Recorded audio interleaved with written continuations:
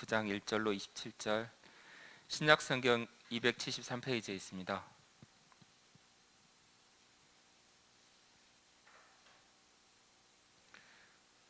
고린도전서 9장 1절로 27절 말씀을 다 찾으신 줄 알고 한 절씩 교독하도록 하겠습니다.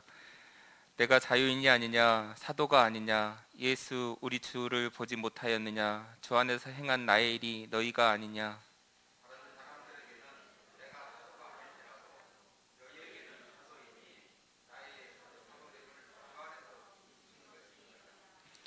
나를 비판하는 자들에게 변명할 것이 이것이니, 우리가 다른 사도들과 주의 형제들과 게바와 같이 믿음에 자매된 아내를 데리고 다닐 권리가 없겠느냐.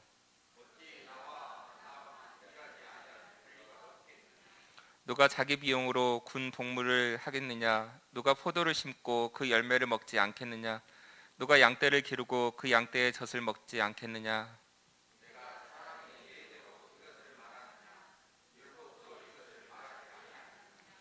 모세의 율법에 곡식을 밟아 떠는 소에게 망을 씌우지 말라 기록하였으니 하나님께서 어찌 서도를 위하여 염려하심이냐.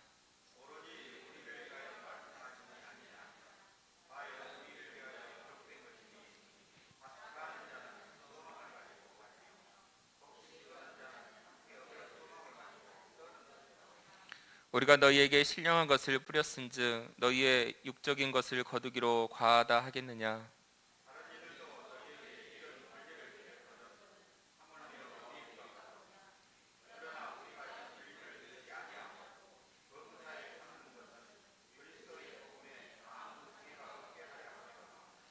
성전의 일을 하는 이들은 성전에서 나는 것을 먹으며 제단에서 섬기는 이들은 제단과 함께 나누는 것을 너희가 알지 못하느냐.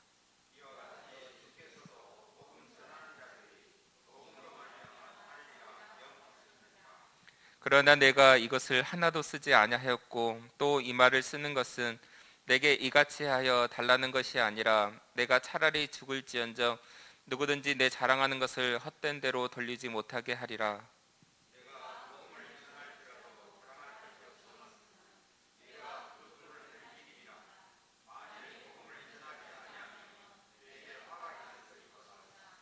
내가 내 자의로 이것을 행하면 상을 얻으려니와 내가 자의로 아니한다 할지라도 나는 사명을 받았노라.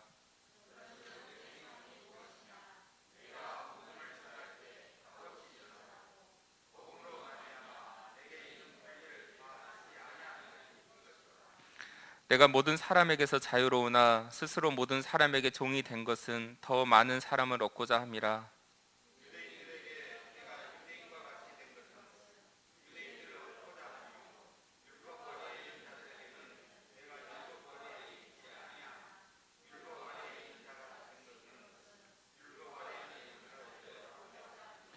율법 없는 자에게는 내가 하나님께는 율법 없는 자가 아니요 도리어 그리스도의 율법 아래에 있는 자이나 율법 없는 자와 같이 된 것은 율법 없는 자들을 얻고자 함이라.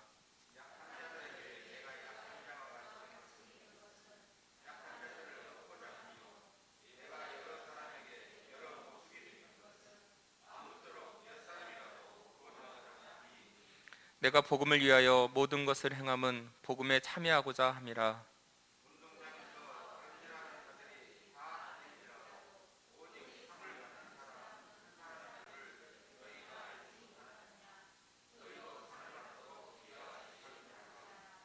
이기기를 다투는 자마다 모든 일에 절제하나니 그들은 썩을 승리관의 관을 얻고자 하되 우리는 썩지 아니할 것을 얻고자 하노라.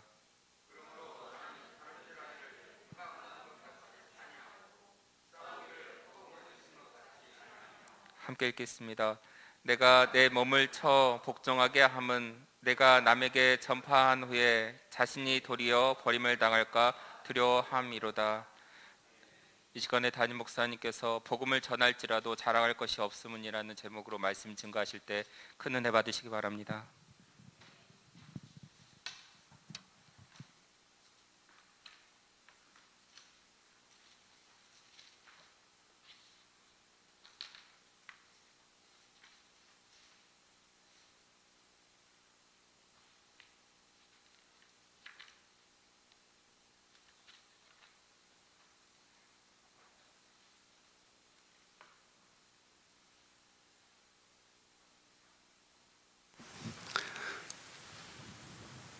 아버지 하나님,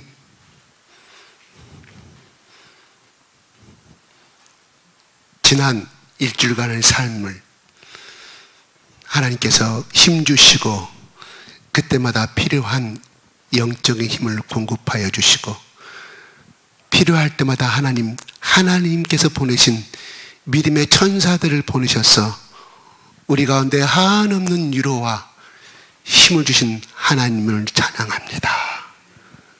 아버지 하나님,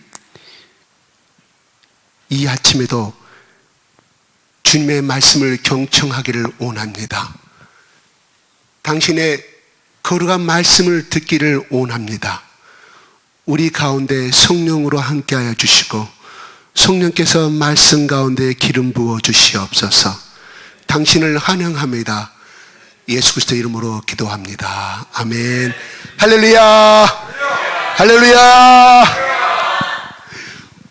이 진 꽉 찼어요. 할렐루야. 할렐루야. 예, 감사합니다. 네. 오늘은 바울이 사도적인 권리를 있지만 그거를 사용하지 않은 이유가 무엇인가? 다른 사도들은 다 그 권리와 성경에 기록한 대로 예수님이 말씀하신 대로 권리와 의무를 누리고 그를 누렸지만 바울은 그렇게 하지 아니하였다고 합니다. 왜 그랬을까요? 하는 문제로 논지를 이어갑니다. 지난주의 말씀은 우상의 제물을 먹느냐 안 먹느냐에 따라서 그것이 구원을 이루느냐 안 이루느냐에 따라서 아무 관계가 없는 문제였습니다. 그러나 그 우상의 제물을 먹음으로 인하여 예수 그리스도의 피값으로 사신 형제가 실족한다고 하면 나는 가감히 우상의 제물을 먹지 않겠다고 선언합니다. 그러니까 먹을 수 있는 자유가 있는데 그 자유를 한 형제에 실족할까봐, 한 영혼이라도 실족할까봐 그 자유를 자기는 포기하겠다고 바울이 말합니다. 이걸 뭐냐면 지엽적인 문제라고 말해요. 큰 어떤 구원을 이루는 데 있어서 큰 문제가 아니라 우리가 구원을 이루어서 구원의 안생의 단계까지 이루는 데 있어서 걸치는 성경의 율법과 관계가 없는, 구원과 관계가 없는 조그만 거치는 돌에 지나지 아니한 문제를 가지고 많은 사람들이 네가 옳으냐 내가 옳으냐, 고린도 교회가 그랬고요.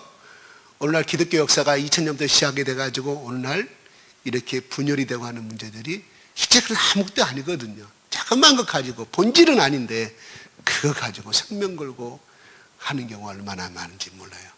재판까지 올라가고 이런 문제들이 얼마나 많은지 모릅니다. 그때도 그랬고 오늘날에도 교회를 모이는 곳은, 교회로 오는 모든 사람들은 내가 죄인임을 알고 오는 사람이에요. 처음에는 죄인인지 알고 오지 않죠. 아무튼 교회에 나중에 세례받고 하는 사람들 다 뭐예요? 내가 죄인임을 인정하는 거예요.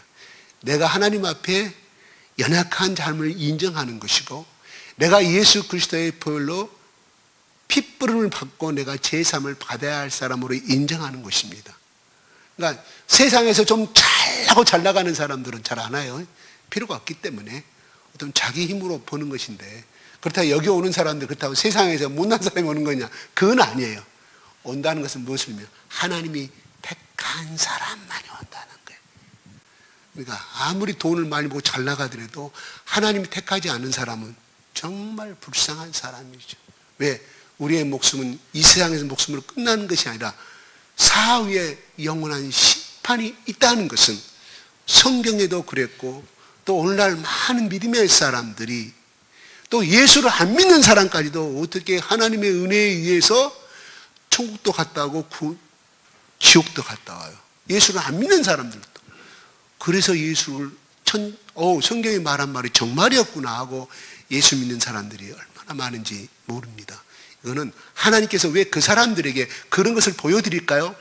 그것은 바로 오늘날 우리가 살아가는 예수를 믿지 않는 사람, 두 번째는 예수를 믿어도 성경을 읽어도 그를 100% 인정하지 않은 사람들에게 갔다 온 사람들을 통하여서 확실하게 믿음을 영접케 하기 위해서, 확실한 구원의 토대 위에 서게끔 하기 위해서 하나님이 그런 사람들을 통하여서 사용하고 계신 줄로 믿습니다. 오늘 바울이 이 음식 문제를 가지고 그렇게 선포한 다음에 갑자기 1절에 9장에 오늘 본문 말씀은 내가 자유인이 아니냐 반문하는 것입니다. 반문하는 거예요. 누구한테? 고린도 교인들한테. 이것은 뭐예요? 당신이 사도가 기냐 아니냐. 고린도 교인들 가운데 이것이 엄청나게 논쟁이 있었습니다. 그래서 어떤 사람들은 그는 여태까지 읽은다 합시다. 사도가 아니냐. 내가 자유인이다. 그 다음 내가 사도다. 이렇게 물으니까 똑같은 거예요. 내가 사도가 아니더냐. 너희들 알다시피 나 사도다. 이렇게 말씀하고 있고요.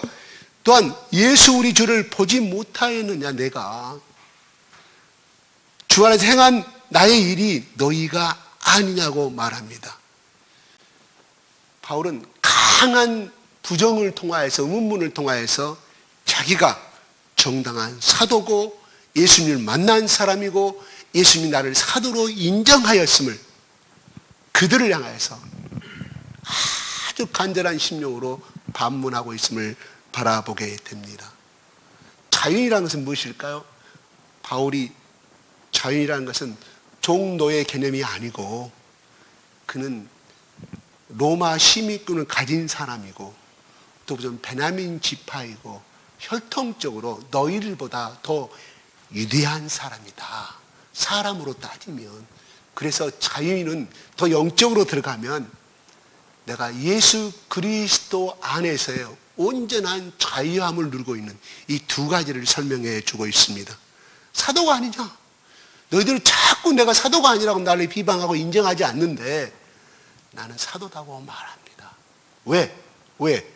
나는 예수 그리스도를 보았기 때문에. 내가 예수 그리스도를 보지 못하였느냐? 나는 보았다.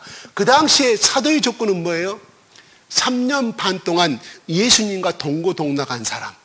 그걸로 끝난 것이 하나. 두 번째, 예수님의 부활을 몸으로써 직접 만난 사람.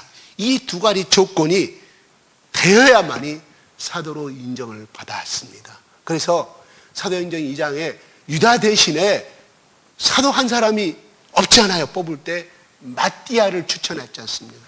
마띠아가 그가 성경의 12제자에 들어가지 않지만 예수를 만난 사람이에요. 예수를 보았던 사람이고 부활을 체험했던 사람의 조건이기 때문에 그 추천 조건에 들어갈 수가 있었다 이 말입니다. 그러니 고린도 교인들 가운데 누가 있었어요? 이방인들이 이거 몰랐어요. 쉽게 말해서 오늘날 헬라, 오늘 같으면 그리스죠. 그리스 나라 출신들은 몰랐다 이 말이에요. 근데 누가? 유대인들 중에 예수를 만난 사람들이 그렇게 따지고 이야기를 했어요. 그래서 교회의 분열을 일으켰단 말이에요. 그래서 게바파, 베드로파 나왔다 이 말이죠. 나는 바울로파가 나오고 바울파가 나왔다. 바울은 본격적으로 9장부터 내가 예수 그리스도가 나를 세우신 사도고 내가 그리스도의 종임을 밝혀주고 있습니다. 근데 왜 이것이 중요합니까? 그래요. 그들이 인정하든 안 하든 간에 우리가 이렇게 판문할 수 있어. 오늘 본 말씀을 가지고.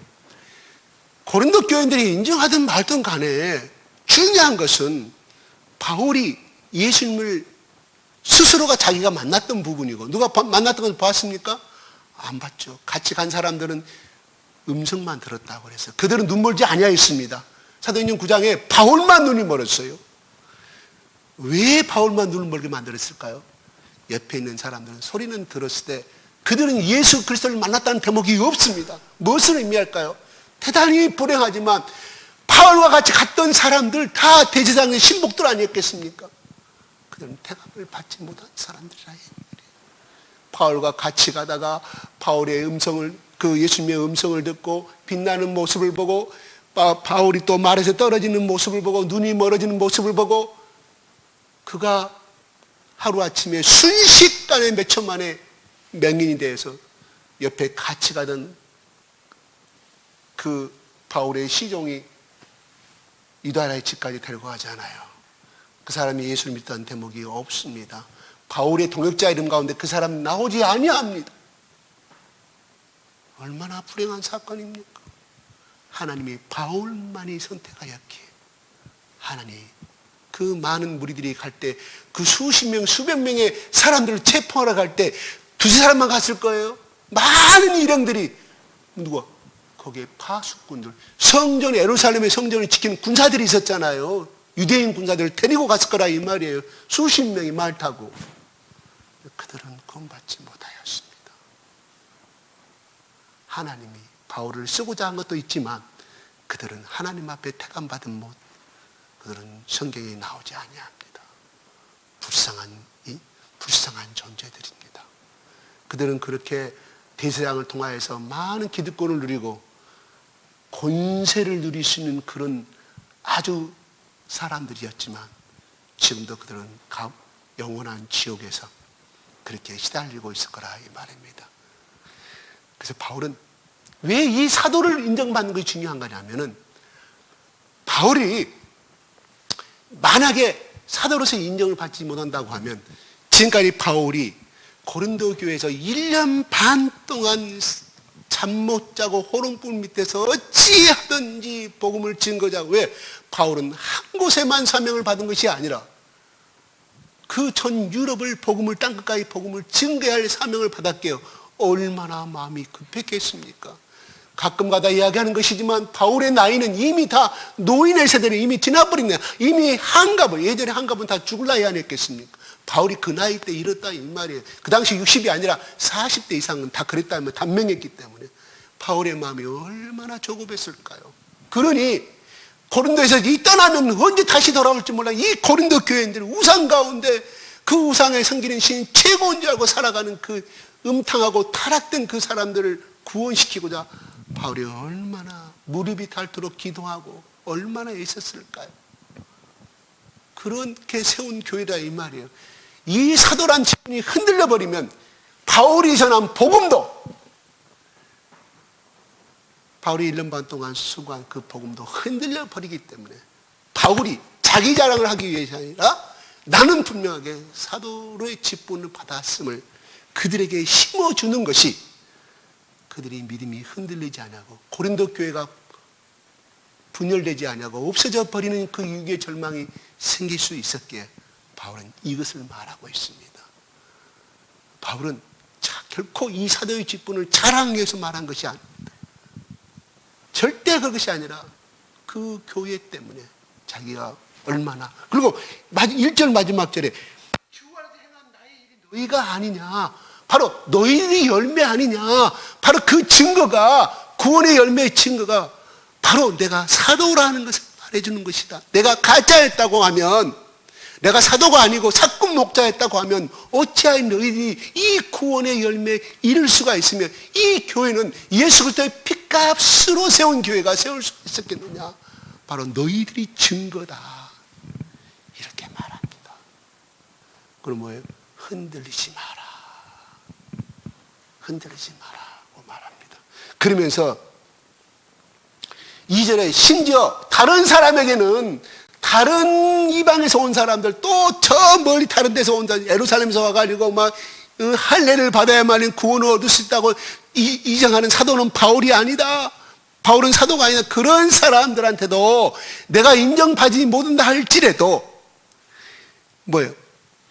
너희에게는 사도이니 나의 사도됨을 주 안에서 인친 것이 너희니라.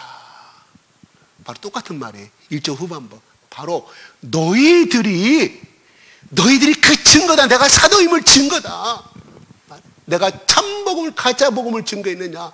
너희들이 고린도 내가 떠난 다음에 얼마나 많은 사람들이 거기에 바울로도 베드로도 왔다 갔고, 그 다음에 또 바울로도 왔다 갔고, 또 여러 가지 갔지만 내가 너희들 가운데서 참 복음을 증거함이 베드로도 인정해줬고 또 진정한 사도들이 인정해줬지 않느냐.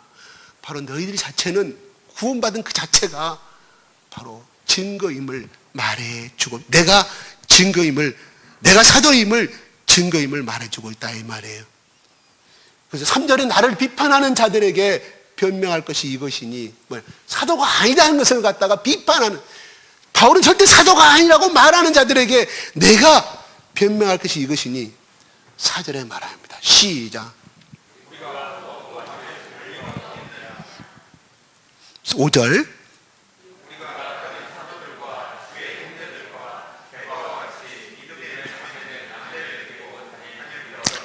6절. 예.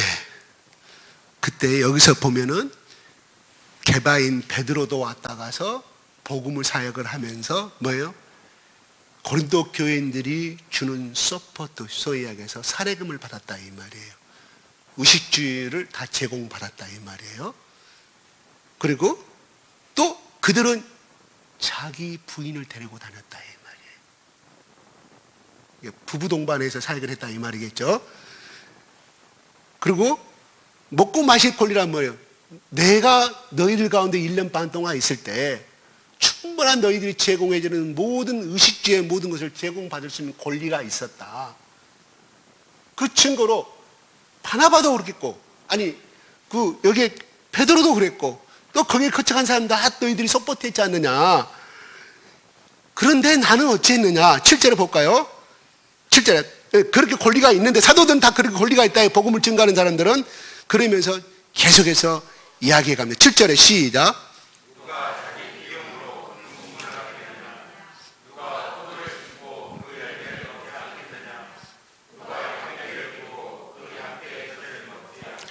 예, 그 당시에 로마의 군대 생활은 우리 한국처럼 징집제가 아니라 강제 징집이 아니라 모병제였습니다. 군사로 지원하면 나 군사 복무를 하고 싶어 그러면 그가 이방인이 됐던 로마 사람들 다 받아줬어요. 그리고 반드시 돈을 줬습니다. 누가? 황제가.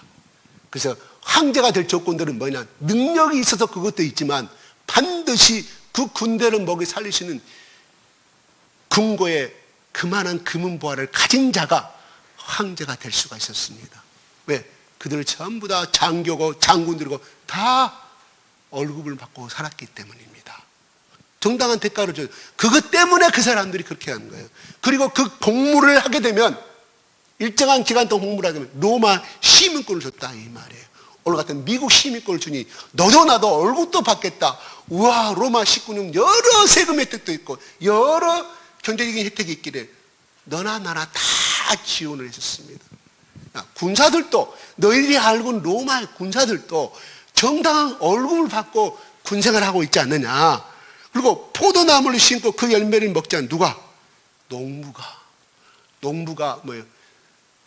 품꾼의 농부가 와가지고 그 땅 1데나리를 먹고 사는 것은, 농부 일을 해준 것은 뭐예요? 주인의 일하는 것은 그 돈을 받아서 자기 식구들을 먹일 수 있기 때문에 공짜로 해준 데가 누가 있느냐. 너희들도 잘 알지 않느냐. 현재 고린도 그 안에도 그렇게 일을 하는 상점 점원으로 일하는 사람들도 다 그렇게 얼굴 받고 있지 않느냐.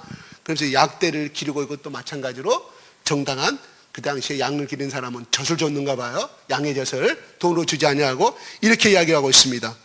그러면서 8절에 내가 사람의 예대로 이것을 말하느냐, 율법도 이것을 말하지 아니하느냐.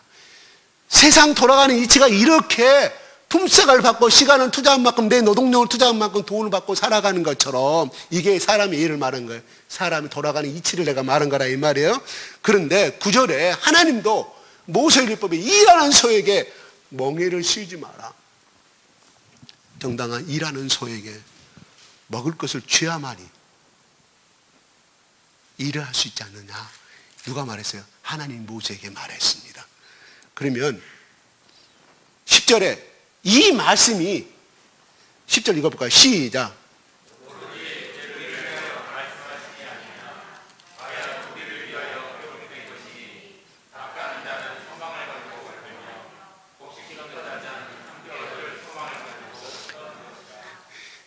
예, 9절 10절에 일하는 저에게 망을 씌우지 마라. 마음대로 먹게끔 해줘라.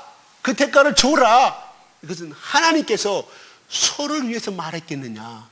뭐 우리를 위해서 말했다. 이 말이 이해갑니까?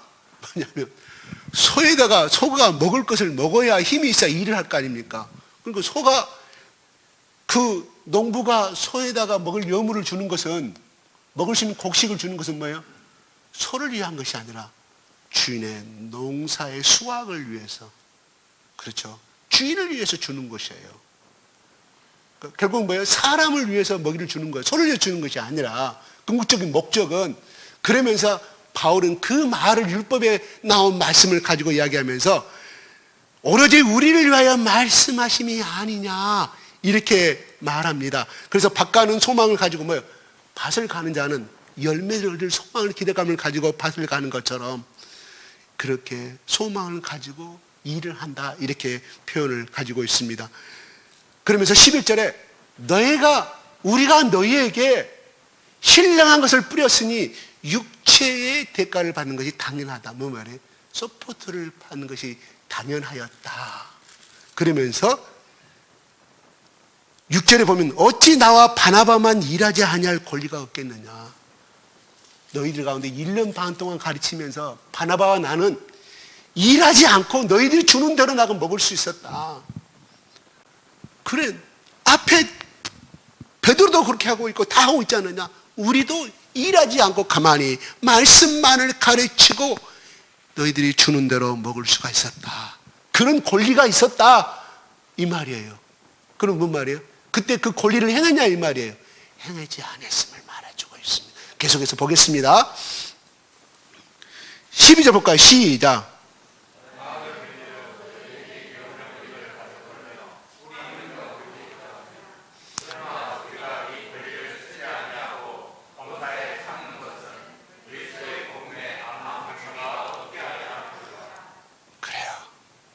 그러면서 12절에 성전에 너희들이, 하나님께서 모세 때부터 성전의 레위인과 제사장들은 그들이 먹을 수 있도록 너희들이 바친 것에서 먹을 수 있도록 하나님께서 허락하지 않느냐 하면서 성경을 근거로 누구에게 말해요? 유대인 크리스찬들에게 말씀해 주고 있음을 우리는 압니다. 그러므로 왜 그러면 바울은 이 권리가 사용하지 않느냐고 하면은 그리스도의 복음에 아무 장애가 없게 하려 하려고 했다. 이 말이 뭔 말일까요? 그리스도의 복음에 다시 한번 글자 그대로 그리스도의 복음이 너희 가운데 전파되고 구원받는 데 있어서 하나나 바울과 바나바가 너희들한테 서포트를 받음으로 인하여 구원의 역사에, 교회의 목회 사역에 방해가 될까봐, 하나님의 영광을 가릴까봐 자기는 그것을 포기하였다고 말합니다. 포기는 무엇을 의미할까요? 바로 텐트 메이커를 했다 이 말이죠. 장막을 손으로 했다 이 말이에요. 바울이 1차, 2차, 3차 세계 전도 여행 중에 1차, 2차는 그 대목이 나오잖아요. 딱 이 고린도 교회 3차 세계 다니면서 딱 고린도 교회만 이 사건이 나와요. 왜 고린도 교회는 그랬을까요? 우리는 성경에 나오지 아니합니다. 다만 이것을 고린도 교회만큼은 특수한 어떤 그러한 사도적인 문제와 이런 것들이 그 침입한 유대 크리스찬들이 바울을 그렇게 방해하고 크리스찬이었지만 예수를 믿었지만 자꾸 걸고 넘어지는 이런 함적인 염소 같은 사실스길에 바울은 그 물에 물들어 버린 그 고린도 순수한 이방인 교인들 가운데 그 영향으로서 물들어 버릴까봐 바울은 몸소 실천했다.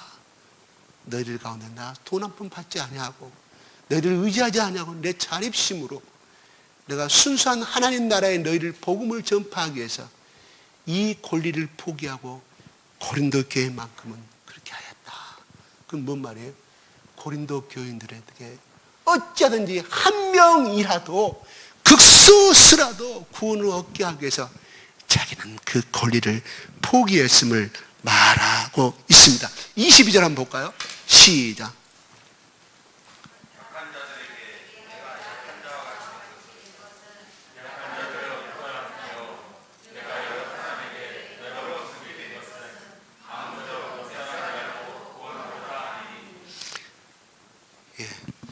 그 앞에 21절도 나온다.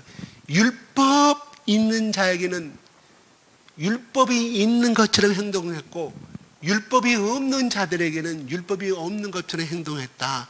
결론적으로 말하면 그거예요. 그 말이 뭔 말인가 하니 하나의 예를 들어요. 디모데는 바울이 디모데를 파송하면서 할례를 시켜요. 왜요? 유대인들이 디모데가 유대인지를 알기 때문에, 물론 혼혈이지만 유대인의 목의 혈통에서 그 때문에 너 할례 받았느냐? 네가 예수 믿는 건 좋은데 너 할례 받았느냐? 이걸로 할례를 받지 않음으로 해서 너는 우리 앞에 복음을 증거할 자격이 없다. 그래서 바울이 디모데에게 할례를 시켜요. 그러나 디도라는 또 사람 나와요. 디도는 이방인입니다. 그리스인이에요. 할례를 시키지 아니합니다. 왜? 디도는 순수한 이방인들에게 복음을 증거한 것이기 때문에 할례가 필요 없단 말이에요. 율법을 요구할 필요가 없기 때문에, 그들이 율법을 모르기 때문에 복음을 받아야 할 그들이. 그래서 바울은 이렇게 행동한다 이 말이에요. 율법 아래 있는 자들에게는 율법에 맞게끔 바울이 행동을 하는 대목이 어디 나와요? 바울이 종교회의에 가가지고 예루살렘 성경에 가니까 누가 불러요? 예수님의 동생인 야고보 총감독이 불러서 바울아 너를 죽이려고 이렇게 먹고 있으니 너가 예루살렘의 성전에 가서 너희 동자들 같이 율법을 따르라고 말합니다. 율법을 따라. 왜? 그 율법이 따르고 안 따르는 거는 구원과 관계가 없다는 바울은 이미 자유함을 던져버렸어요. 그 복음을 이미 깨달았어요. 하지만 그들이 그것을 요구하기 때문에 저 율법 다 안 받은 저놈이라고, 그건 하나님의 계수라고 할까봐, 그래서 그들을 가운데 몇 명이라도 구원시키기 위해서는 율법을 따랐음을 말합니다. 바울은 그 말씀이 지금 이 말씀이에요. 한 명이라도 그런 문제로 인하여, 그것은 율법을 따르냐 안 따르냐, 돼지고기를 먹느냐 안 먹느냐, 무슨 까마귀 고기를 먹느냐 안 먹느냐, 그건 다 지엽적인 문제. 근데 그들이 요구하면 그걸 먹었다 이 말이에요. 바울은 필요 없는 것이, 그것이 율법하고는 아무 관계가 없는 부정한 짐승이가 아니고 관계없는, 그들이 보는 앞에서는 안 먹었음을 말합니다. 부정한 짐승으로 인정한 것에 대해서는. 이방인들 앞에서는 그들이 다 먹었잖아요. 돼지고기도 먹고 다 먹었다 이 말이에요. 꼭 스승없이 먹었고. 이건 어떤 바울을 비방하는 학자들은 바울의 이중성을 말해주고 있습니다. 그게 아니라 바울의 지혜예요. 내가 왜 그렇게 한 것은 한 명이라 구원받게. 그걸 먹었다고 해서, 그걸 부정한 짐승을 안 먹었다고 해서 하나님 나라에 가는, 그거는 아무 관계가 없기 때문에, 복음의 본질적인 것이 아니고서는 자기의 자존심과 자기 알고 있는 모든 지식을 다 내려놓아 버렸다. 왜요? 왜 그랬을까요? 바로 그렇게 말합니다. 19절 시작.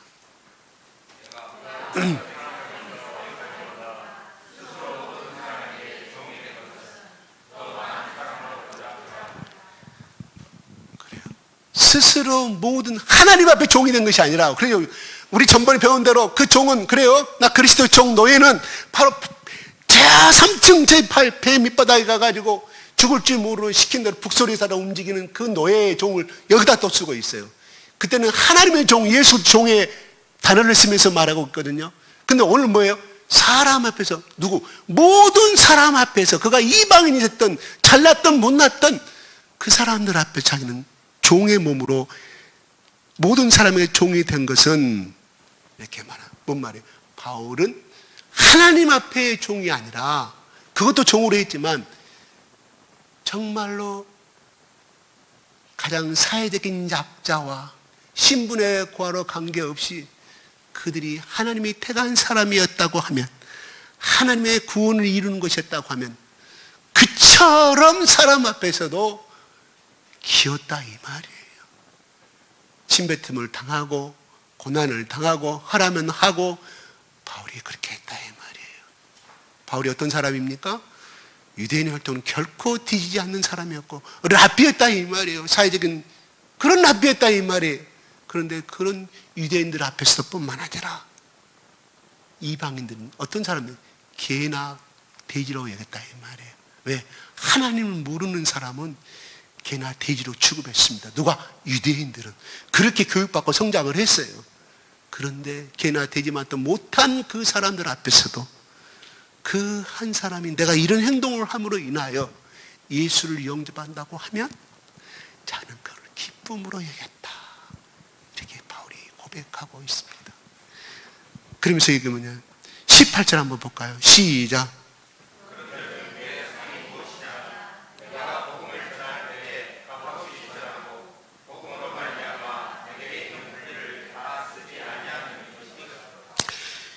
내 상이 무엇이냐? 그 말은 뭐예요? 나는 복음을 위하여, 너희들아 굳이 내 상을 말한다고 하면 복음을 위하여서 내 권리를 다 쓰지 아니했다. 두 번째, 그들 앞에서 나는 종으로서의, 노예로서의 삶을 살았다. 그런 자세로 너희들을 감당했고 그러한 마음으로 한 생명의 생명이라도 그렇게 매일매일을 살았음을 말합니다. 상은 뭐냐? 물론 하나님 받을 상이지만 여기서 나타나는 상은 그 권리를 사용하지 아니함에 나타난 그 상이라 이 말이에요. 그러면서 20절에 쭉 보면 유대인같이 율법 아래 쭉 나옵니다. 그냥 그거 넘어갈게요. 약한 자는 23절 볼까요? 시작.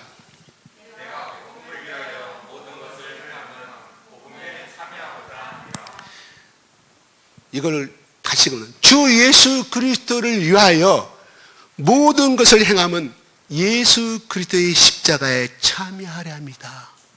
예수 그리스도의 인격에 참여하려 합니다. 예수 그리스도의 사랑에 참여하는 이면 예수 그리스도가 주는 복음이 주는 기쁨과 즐거움에 함께 나누고자 합니다. 내가 너희 가운데 내가 누리고 있는 예수 그리스도 안에서 이 기쁨, 이 구원의 기쁨, 이 참 영생의 기쁨을 너희들과 함께 나누고자 합니다. 이렇게 해석이 맞아요. 이걸 해석한 온 뜻의 의미는 그러니까 바울이 그렇게 종으로서 하나님 앞에 종은 당연한 것이었지만 개와 돼지만도 못한 저 이방인들을 향하여서 내가 그들 앞에 그렇게 모든 모욕과 그들 앞에 종로를 한 이유는 바로 내가 갖고 있는 이 기쁨 너희와 함께 공유하려 합니다. 함께 나누고자 함으로 나는 이것을 행하였다고 바울은 이야기합니다. 지금까지 그렇게 살아왔고 특히 너희 고린도 교인들 앞에서 1년 반 동안 나는 그런 삶을 살았다. 너희들이 이 나의 마음을 아느냐? 이런 말이에요. 너희들아 이 교만한 자식들아 너희들이 잘도 이단을 갖고 있는 그 사람들 앞에서 잘도 받아주고 그들을 갖다가 하나님 종으로 잘도 섬기고 그들의 말한 이상한 짝퉁들을 그들을 다 진짜인지 알고 너희들은 잘도 받아주더라고. 성경 말씀은 말하고 있습니다. 그러면서 24절 그는 어떤 마음의 자세로 달렸는가를 또 24절 볼까요? 시작.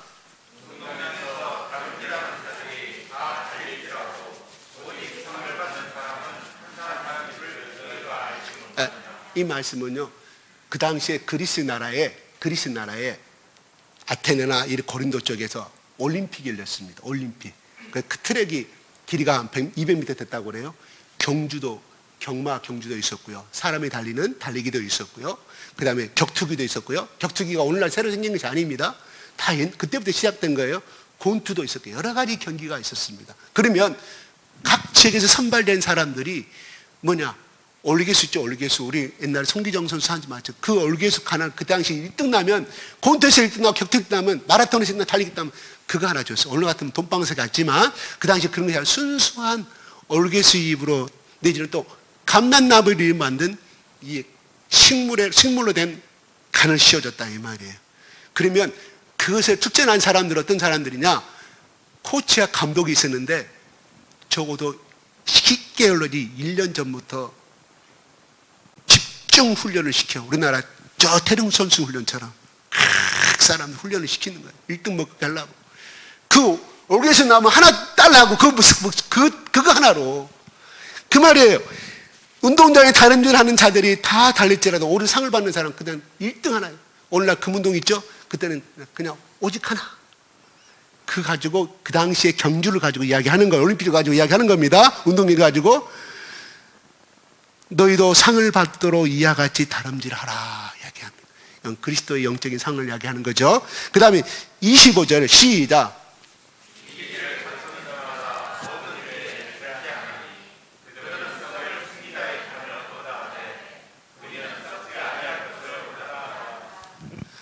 절대한다는 뭐냐면 10개월 동안 집중 훈련을 시켜 술이라든가 기타 이런 모든 것을 절제시키고 최적의 훈련에만을 코치와 감독이 그 선수를 시킨다 이 말이에요. 만약에 선수가 자고 싶으면 자고 또 마음껏 먹고 싶으면 마음껏 하고 하면 연습을 게을리하면 어떻게 되겠어요? 결코 1등하지 못하죠. 그처럼 너희들도 그들은 썩은 그 면류관 그 하나 따기 위해서 뭐예요? 1줄 2줄이면 썩어버리겠죠. 그 낙엽이. 그렇죠? 낙엽 돼가지고 다 바람에 흩어져 가는 그 썩을 간을 위해서도 그렇게 온 경주를 하고 1년 전부터 그렇게 모든 것을 절제하고 하고 싶은 건 못하고 그렇게 합숙훈련하고 하는 것처럼 우리는 썩지 아니할 것을 얻고자 하노라. 우리는 누구예요? 바로 바울과 바나바 또한 너희 이 편지를 받고 있는 고린도 교인들이라 이 말입니다. 세상에 썩을 것 그 하나를 위해서 그렇게 모든 것을 먹고 싶은 거 못 먹고 그렇게 집중 훈련을 하고 잠 못 자고 훈련하는데 너희들은 거기에 비하면 어떻게 하고 있느냐 하는 것을 비유적으로 깨우쳐 주고 있는 말씀입니다. 그 다음에 26절 시작.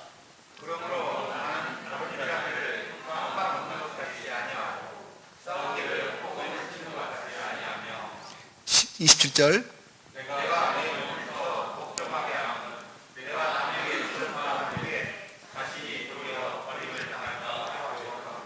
이거는 다름질하는 200m 트랙을 말하고 있습니다. 200m에서 푯대를 향해서 결승 테이프를 향해서 가는데 어때요? 목적지가 없으면 그 사람은 앞으로 저 테이프를 끈 데까지 가야 되는데 좌로나 우로나 가버리면 어떻게 되겠습니까? 달리는 사람들이 목적지를 두고 달려가는 것처럼 또한 싸우기를 허공을 치는 것 같이 아니하면 곤투를 할 때 이거는 치다는 말은 뭐냐면 이 언어의 의미가 곤투 선수가 곤투를 할 때요 눈두덩을 향해서 곤투가 주먹이 날아가는 그 언어의 의미를 가지고 있습니다. 그래서 눈을 열심히 때리므로 상대가 시야를 흐림으로 해서 승리를 쟁취할 수 있기 때문에 그때 키포인트가 양쪽 눈이었다고 그래요. 눈이 10%도록 멍이 들도록 얻어 터지면 승리는 깨끗이 끝나는 거예요. 그러면서 그 이야기를 갖고 얼굴을 향하여 상대방의 눈을 향하여서 가격하는 것처럼 우리도 그렇게 삶을 살아갈 필요가 있다. 바울은 이야기해 주는 거예요. 27절 시작.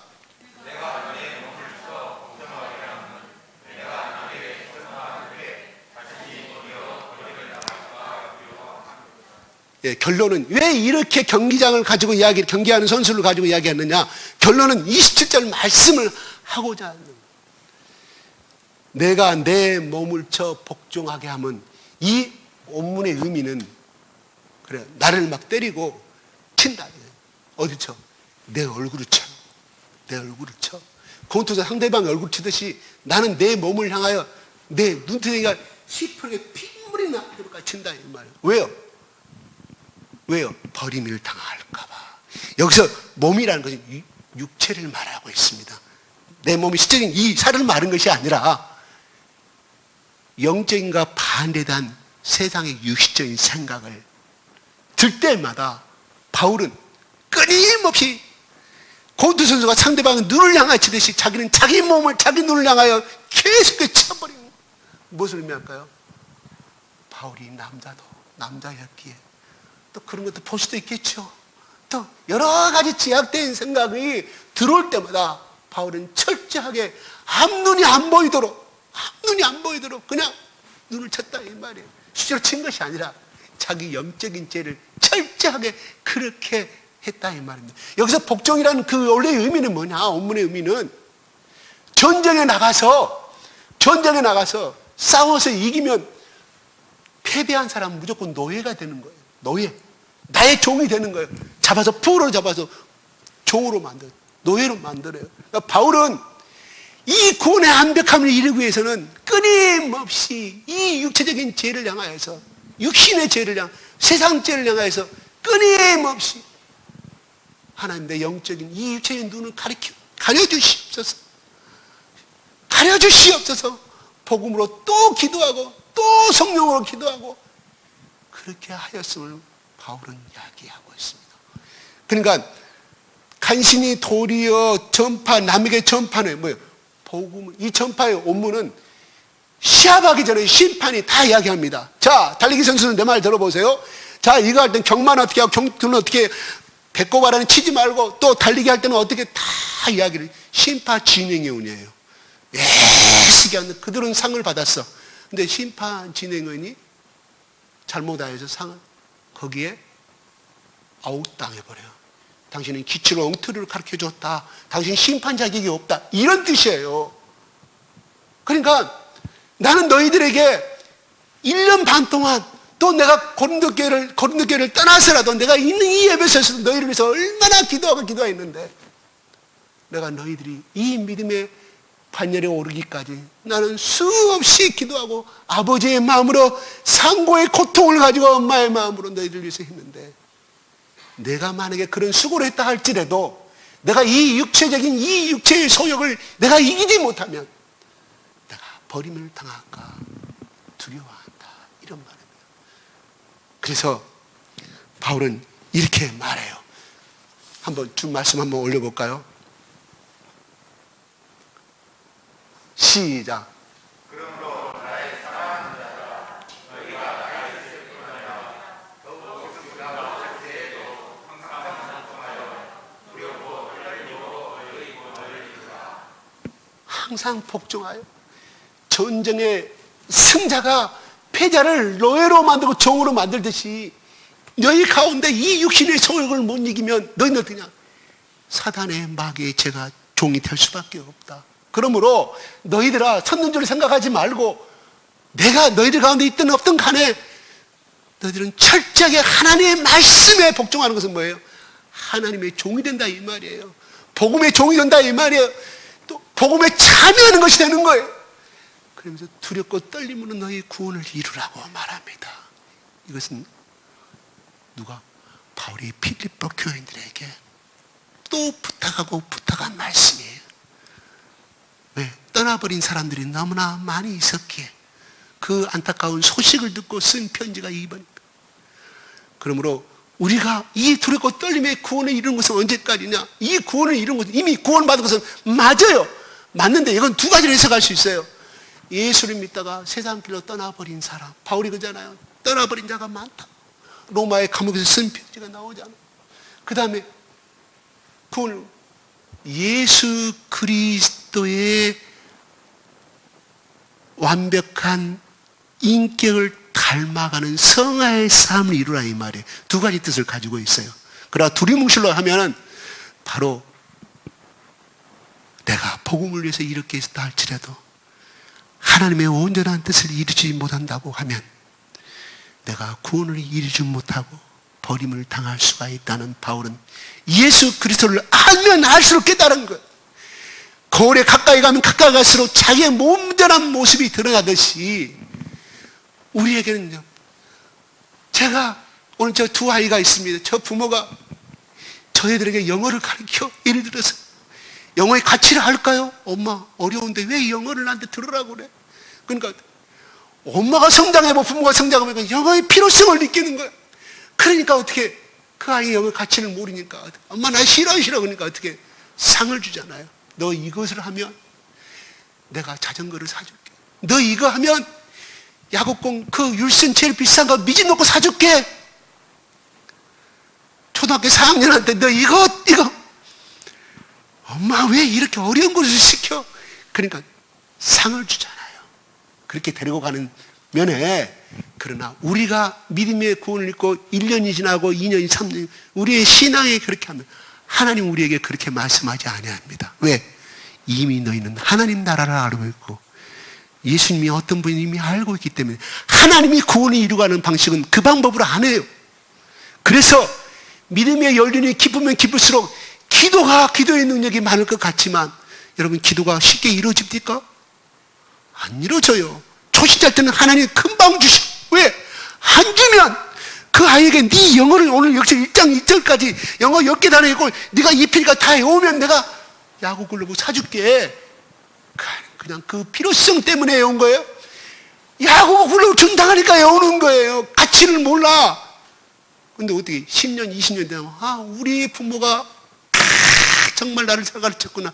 그때 깨달은 것처럼 우리는 이미 가치를 알고 있기 때문에 하나님이 응답을 안 줘. 왜?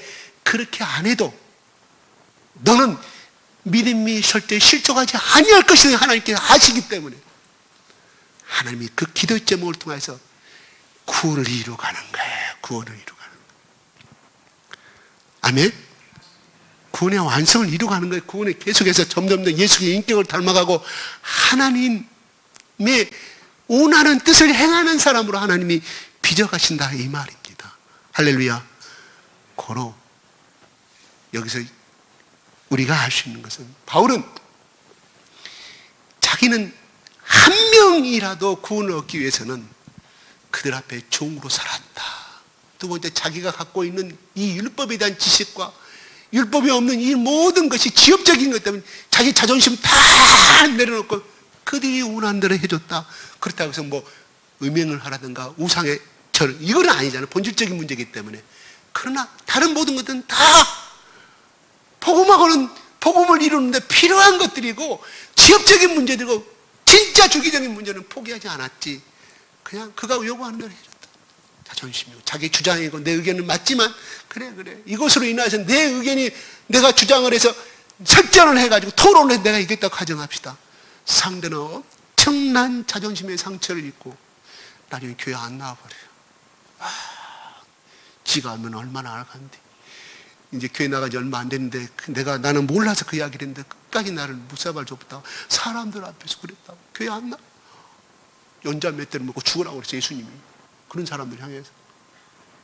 아멘? 아멘 안 하면 진짜 축복 주는 말씀 안 하시는 그만큼 한 생명이 중요한 말씀을 하신 거예요. 예수님이. 진짜 연자 몇 대를 먹고 죽으라는 뜻은 아닙니다. 그리고 한 생명을 위해서 뭐 어떻게 그냥 한 명이나 우리가 날마다 교회에 나오는 것은 뭐예요? 주일마다 이 구원을 이루어가는 가정이에요. 가정.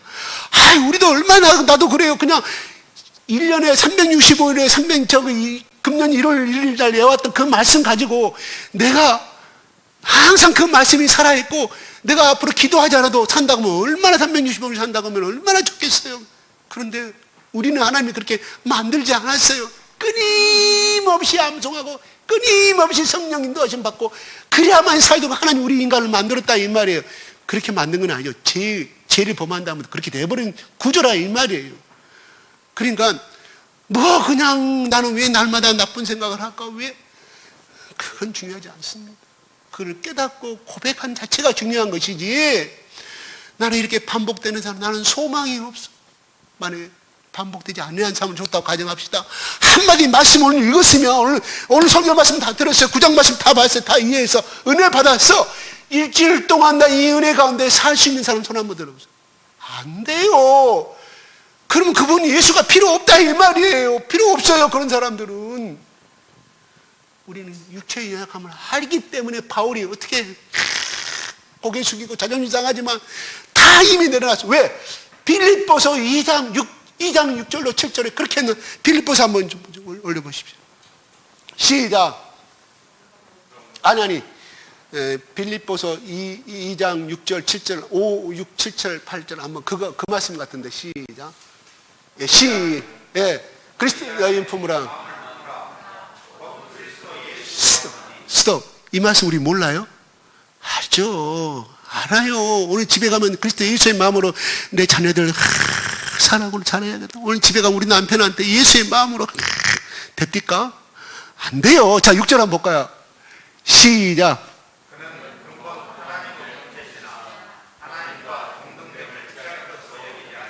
7절.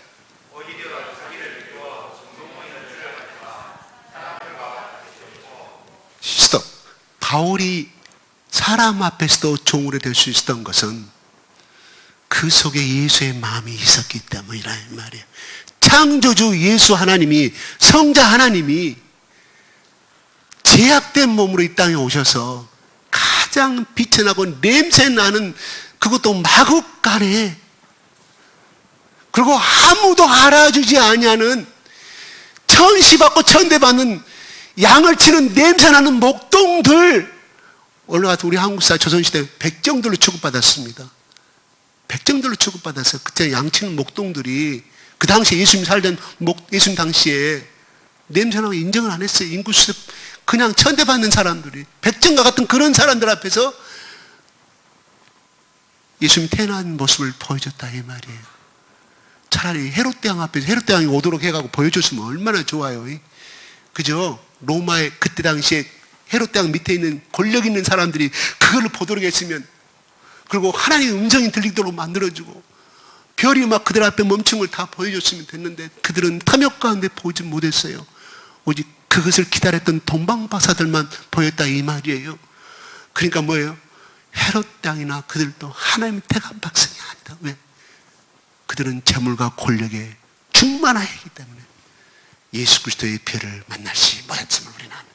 그래서 바울이 그렇게 할 수 있었던 것은 십자가에서 예수님이 온전한 모든 죄를 대신 짊어지시고 십자가에 찢으시고 오늘 오다 보니까 예수님이 십자가에 숨을 거두실 때 그 지성소와 성전을 가리켰던 그 천막 커튼이 위에부터 아래로 찢어졌다. 그래서 나 듣고 오니까 이거 방송에서 그게 나오더라고요. 그게 갈기갈기 찢어졌을 것이다. 이렇게 해석하더라고요. 성경에 안 나온 것이기 때문에 몰라요. 근데 그건 중요한 것은 실천으로 만들어진 그것이 하나님이 천사를 보내서 성령의 칼로 그냥 잘라버리는지, 그냥 강제로 양쪽에서 누가 잘랐는지 그는 모르는데, 성경에 없는 말이기 때문에 분명한 것은 위에서 아래로 잘라졌다. 이것이 정답입니다. 다른 거 개입하면 안 돼요. 그래서 그렇게 해서 잘라졌게 만들었다 이 말이에요. 근데 예수님이 행하신 것은 뭐예요? 이 세상에 종으로 오셨다. 내가 온 것은 인자를 구하려며 모든 사람을 섬기러 왔다. 섬기러 왔다는 건 서번트, 종으로 왔다 이 말 아니겠습니까? 그렇죠? 바울은 그것을 영접했다 이 말이에요. 그래서 예수 그리스도의 마음을 그는 가졌기 때문에 사람 앞에서도 자존심 상하지 아니하고 고개 숙이고 언제든지 이 사람이 복음의 대상이다 하면 그가 간을 내절으로 다져준 만큼의 그렇게 복음 사역을 하였음을 바울은 고린도 교인들에게 가르쳐주고 있습니다. 바울이 자랑하고자 이 말씀을 하고 있습니까? 아니었다. 고린도 교인들아, 예수님이 너희를 위해서 어떻게 십자가에 죽었고 고난을 받았느냐? 바로 그 예수님의 사랑을 본받아서 너희들도 이 삶을 살았으면 좋겠다.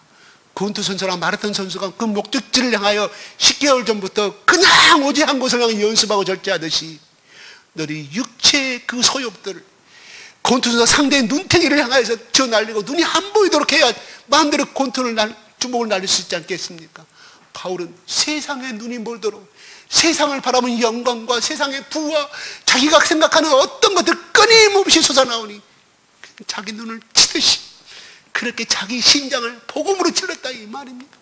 어떻게라도 KO 되도록 두 손 들고 나오도록, 그래야 어떻게 패배자는 자기 자신 아니겠습니까? 그래야 누구야? 복음이 승리하는 거예요.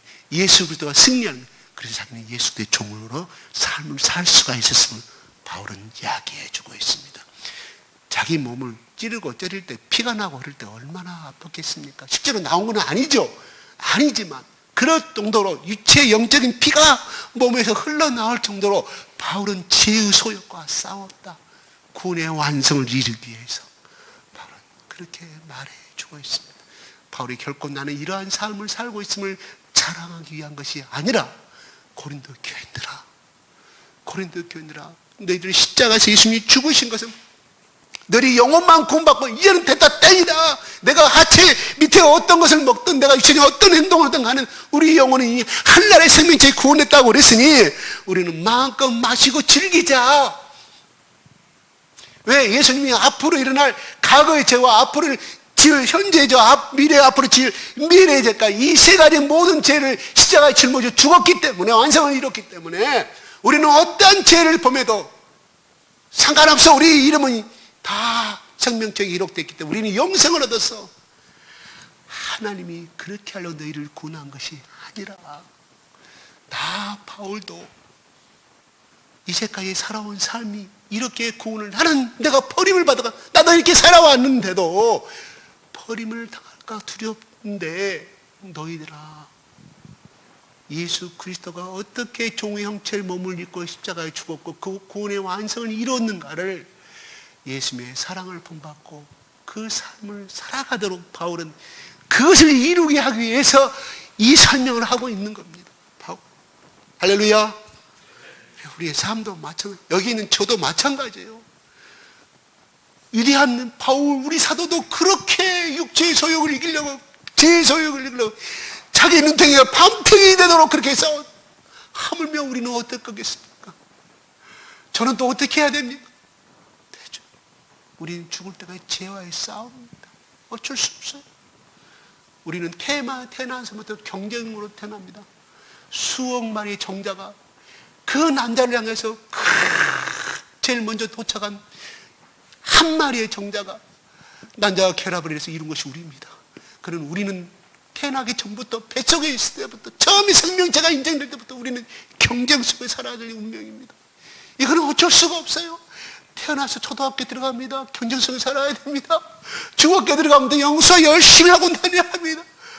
아이고, 대학교 들어가면 다 된지 안 된, 또 대학 4학년 또 토익 공부 열심히 해서 기업체 들어가도록 목을 쌓아야 됩니다. 아이고, 끝난 줄 알았는데 승진하려고 또 경쟁하면서 언제까지? 은퇴할 때까지. 아이고, 은퇴하고 날짜니 이거 돈이 들어가기 너무나 많아. 아니, 저 자식, 저놈 장가 보려면 아직도 내가 돈이 얼마나 가지고 있어. 또 은퇴해서 생업을 차려서 노력해야 돼. 어쩔 수 없습니다. 하나님 우리에게 주신 이 경쟁은 하나님 우리에게 주신 선의의 경쟁이에요. 그러나 우리는 축구도 야구도 모든 스포도 즐거움을 하라고 코치들은 그렇게 말하잖아요. 히든크가 그렇게 말했지 않습니까? 히든크는 자기가 주어진 시간이 1년 7개월이었습니다. 약 500일이었습니다. 시간은 딱 5,420, 12,000시간 동안에 한국 선수들에게는, 우리 한국 선수들이 왜 히든크를 건졌습니까? 우리 한국의 축구협회에서 우리는 기술이 부족해서 그렇다고 그랬어요. 기술이 부족해가지고 히든크를 끌어, 애국선 감독을 들어간다. 그런데 히든크가 와서 보니까 기술은 이미 선진국에 많아지고 이미 올라와 있더라 이 말이에요. 딱 부족한 것은 올라운드 플레이어, 전면 수비, 전면 공격. 쉽게 말해서 저 유럽, 등치 큰 유럽의 남미 선수를 이기려고 하면은 이게 조그만 동양인 선수들 어떻게 해야 되냐? 체력을 길러야 한다. 그래서 나중에 차두리 선수가 이렇게 고백한 대목이 기억나요. 얼마나 체력 훈련을 시켜보는. 차라리 난 대표팀이 탈퇴하고 싶었다. 그걸 못 견디고 떠난 사람들이 있었다. 차두리는 이 안에서 쓴내가 났다. 얼마나 그렇게 훈련을, 단체 훈련을, 체력 훈련을, 왕복 훈련을 시키고, 숨이 헐떡헐떡, 곧 심장이 멈출 만큼. 그래서 박지성이가 태어나고, 우리나라에 그렇게 이용표가 태어나고, 우리나라가 그리고 4강까지 이룰 수 있는 근거가 그것이었다. 이거는 히든크가 자기 네덜란드 방송 가가지고 나온 방송 내용입니다.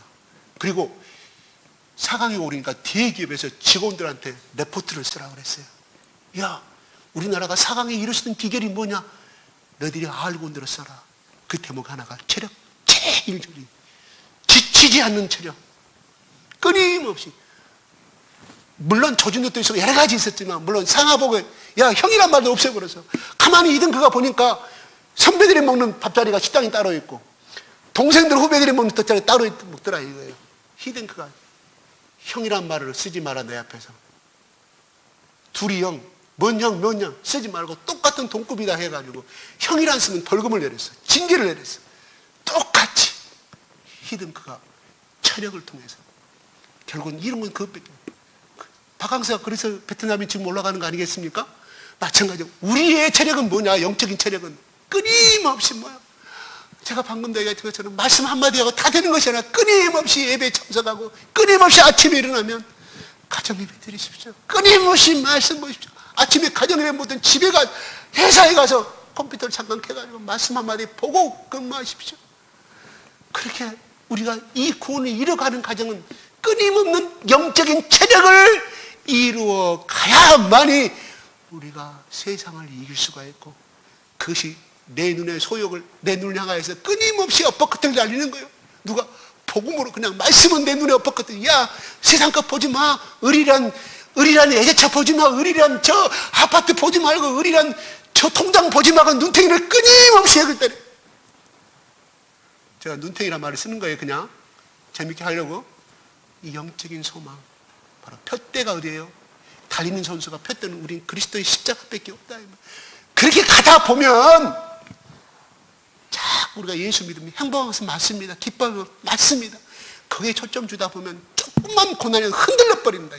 중요한 것은 내가 하나님 나라의 생명체 기록이 됐고 예수 그리스도의 자녀고 내가 구원을 이루어가는 가정임을, 그래서 하나님께서 내가 이것을 이루고 났을 때 생명의 면류가 아닌 천국에서 나를 기다리고 있음을 소망하게 되면 그 다음에 두 번째, 세 번째는 그냥 해결돼 버린다. 바울은 그렇게 말하잖아요. 야, 너희들이 가정이 잘 살고 대박을 이루고 너희 가정이 복을 이루고 로또를 이루고 대목이 나와요. 사도행전에 하나도 안 나와. 신약에는. 그건 뭐예요? 하나님 우리에게 구약적인 축복도 있지만 하나님이 진정한 예수 그리스도의 축복은 뭐냐? 그것은 거울이었고 그림자였고 사진이었고 진정한 실물은 예수 그리스도를 만난 사람만이 진정한 참 복을 이루는 것이다. 예수의 인격을 세워져 가는 향기를 이끌어 가는 사람들이, 그래서 그 향기가 내 속에 너무너무 기쁘고 너무너무 달콤하니 야, 너도 나하고 같이 한번 나누자. 그래서 이 복음의 즐거움에 참여하는 그 기쁨으로 바울은 내가 자의로 16절부터 이렇게 나와. 내가 이거를 자의로 하지 않았다.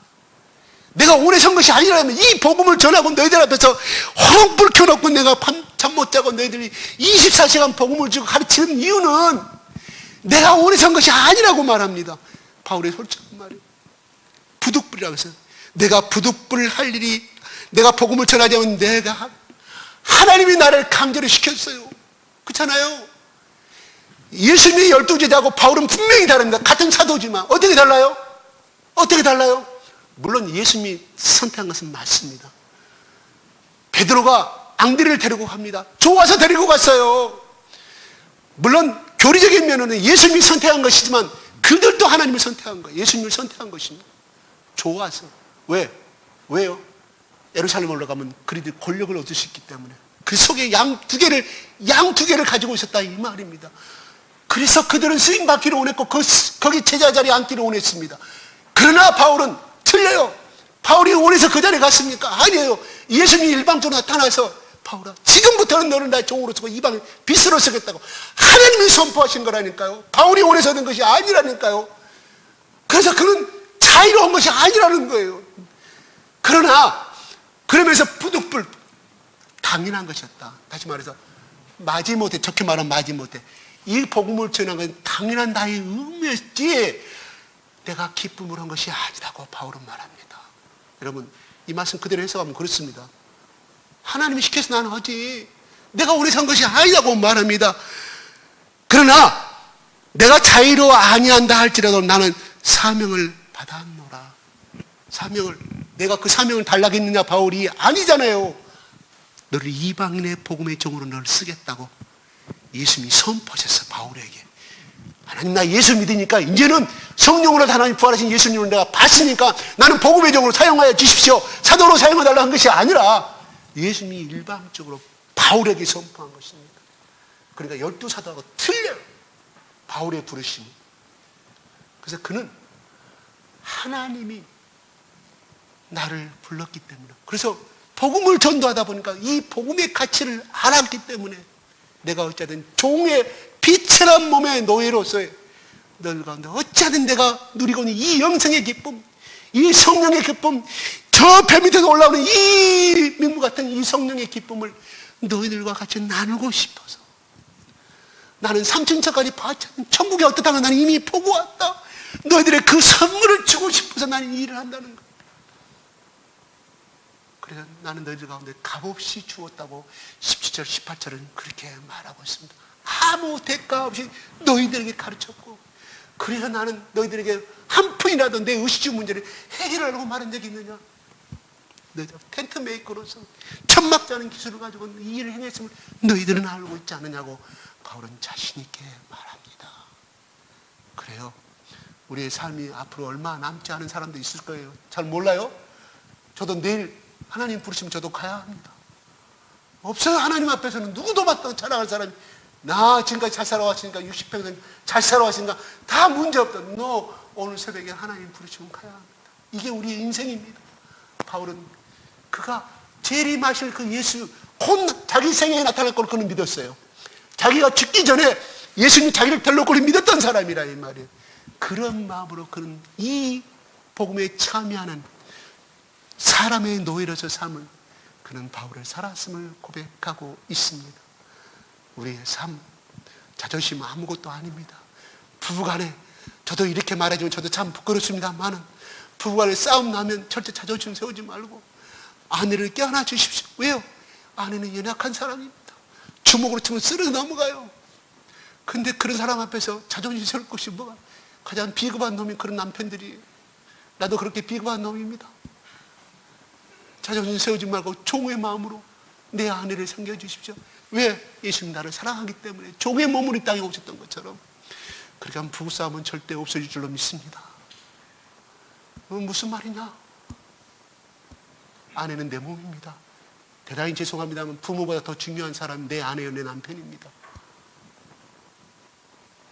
네? 시부모로 계시는 분들 그거 명심하십시오. 부부의 그런 고난과 자유는 침범하지 마십시오. 그게 부부의 고난 하나님 주신 거잖아요. 사람이 있다는 한 몸을 이루고라 그랬어요. 그들이 떠나서. 부부는 한 몸인데 왜 부모가 개입합니까? 그래서 가정이 파탄나는 거 아닙니까? 나는 엄청나게 많이 봤어요. 우리 가까운 친척 가운데 저는 많이 봤어요. 아니옵시다. 부부 문제는 부부에 놔두십시오. 자, 사랑했으니까 그렇게 결혼했을 거 아니에요. 그럼 지들이 주지고 볶고 알아서 다 판단력이 있어요. 그래서 한 사람은 사과하고 그래 난 미안하다. 그러다 보니까 사랑이 이거저하고 10년, 20년, 30년 흘러가듯이 부부간의 문제는 부부가 해결 하시고 고개 숙이십시오. 누가? 그래서 서로 피차 서로 사랑하라는 거예요. 서로 피차 사랑하는 거예요. 서로 종이 돼야만 사랑하는 거 아니겠습니까? 자존심이 없어야 사랑하는 거 아니겠습니까? 끝! 시간 같습니다. 기도하겠습니다. 아버지 하나님, 이 시간 오늘 바울이 고린도 교인들을 향하여서 내가 하나님의 종으로 뿐만 아니라 예수 종으로 아니라 너희들 앞에 난 종으로서의 삶을 왜? 내가 한 명이라도 단 몇 명의 영혼이라도 구원받을 수 있고 영생의 기쁨에 복음에 참여할 수 있다고 하면 바울은 그런 자세로 자기 모든 병과 학벌과 스펙과 혈통과 사역의 다 버리고 그 삶을 살았음을 고백합니다. 아버지 하나님, 우리도 예수 그리스도의 이 마음을 받기를 원합니다. 바울이 그렇게 되시던 것은 바로 종의 형체로 오신 그 예수 그리스도의 그 행위와 그 의견을 본받았기에 그 속에 예수 그리스도의 마음이 심어졌기에 이 행위와 이것을 순종할 수 있었음을 우리는 알게 됩니다. 아버지 하나님, 우리는 끊임없이 제소욕을 나가서 끊임없이 말씀으로 온투펀치를 나르게 하여 주시옵소서. 끊임없이 복음의 펀치를, 복음의 주먹을 우리의 눈을 향하여서 우리의 제약된 길을 향하여 날리시게 도와주셔서 하나님, 하나님이 원하시는 두렵고 떨림의 구원을 이루는 우리 모두가 되게 하여 주시옵소서. 부부간의 관계도 서로 피차 복종하라고 말씀하신, 서로 복종하라 말은 서로 종이 되란 말 아니겠습니까? 하나님, 우리 한 몸이 되었으니 우리 부부간의 사랑도 이렇게 되게 아버지 또 가르쳐 주시고 또 노력하는 이러한 부부간과 화목의 가정이 되게 축복하여 주시옵소서. 감사와 찬양을 돌려드리며 우리 예수 그리스도 이름으로 기도드립나이다. 아멘.